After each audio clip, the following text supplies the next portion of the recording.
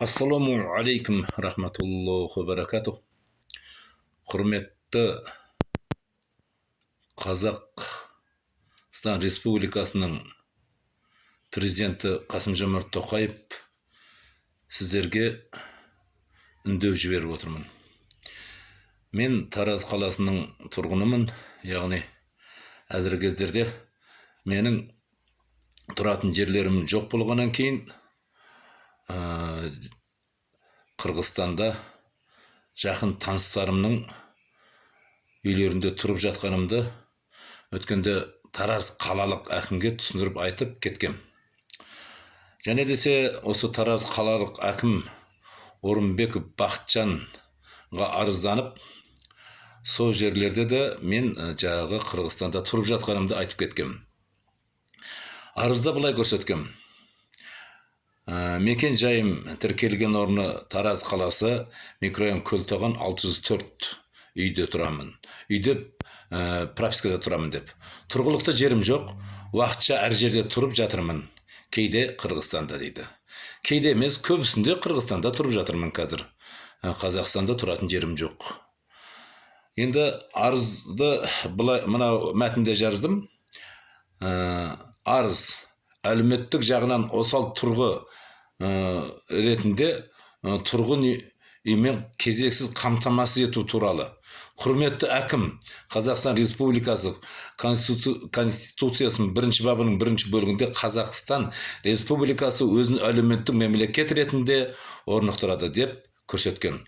Осы ата заңымызда көзделген әлеуметтік жағынан осал жандарды мемлекетіміз қамқорлыққа алып көмек көрсетуді міндетіне алған.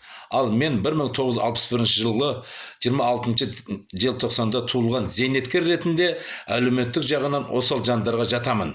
Демек, Қазақстан Республикасының мемлекеті мені қамқорлыққа алып көмек көрсетуге міндетті деп санаймын. Осы мән жайға сай мені қалалық пәтер алу кезегіне, яғни кезексіз өмірімнің ұзақ емес екенін ескеріп, кезексіз пәтер беруін өтінемін деп жағы қалалық әкімге арыз жазып, және десе өзінің қалалық әкімнің қабылдауында болдым.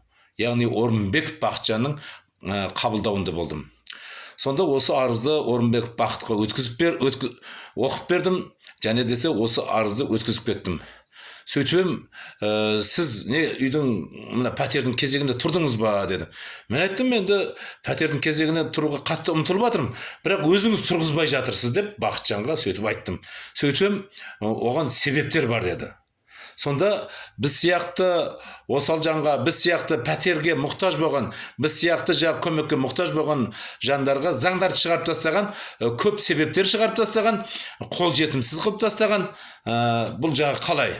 Мысалға, мына өзіңіз танитын шығарсыз, мына Ринат Зайтов айтты, бір қазақ деді, Дубайдан 3000 үй алыпты дейді. 3000 үй.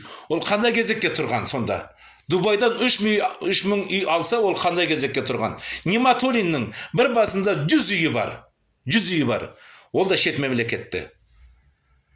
Ол да Дубайда. Олар қандай кезекке тұрған? Мысалға, бізді осы Қазақстанның өзінде бір үйге қор болып атсақ, бұл Дубайдан 3000 үй алып атса, жаныңыздағы өзіңіздің басшы болып істейтін басшылар. Сондықтан да қазір мінекей біздерге пәтерге қол жетімсіз. Мен әкіметке барып көрдім, бір дуал тола жағы пәтердің кезегінде тұрғандар. Олардың бәрі тұра береді, жылжымайтын неге қойып қойған жағы кезекке.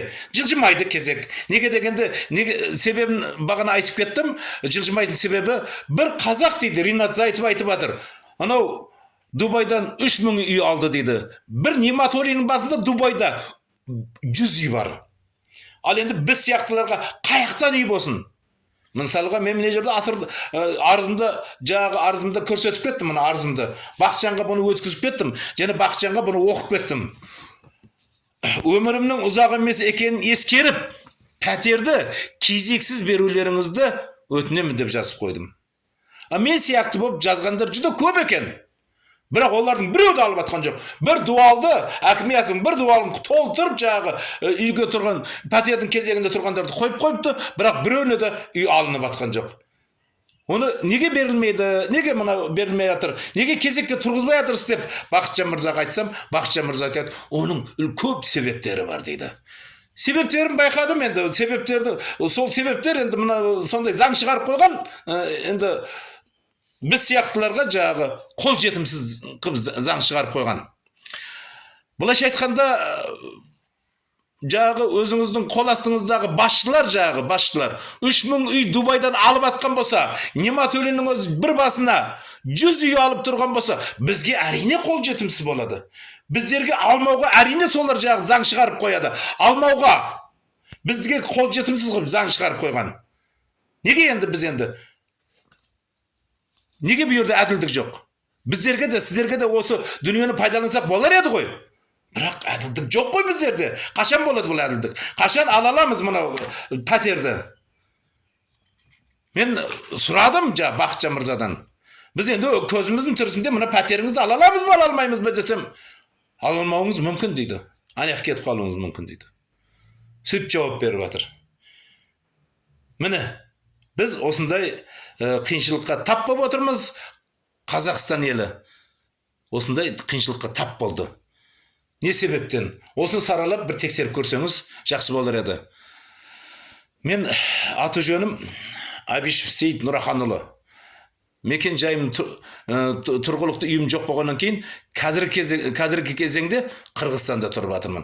Қырғызстанда жағы бір танысымыздың, Бақытжанға да айтып кеттім, қай жерде тұрып жатқанымды айтып кеттім. Қазір бұл жерде қайталап айтпай ақ қояйын, қай жерде тұрып жатқанымды айтып кеттім. Мысалға біздің жағы мұндай пәтердің кезегінде тұрғандар тауықханада тұрып жатыр, малханада тұрып жатыр көбісі.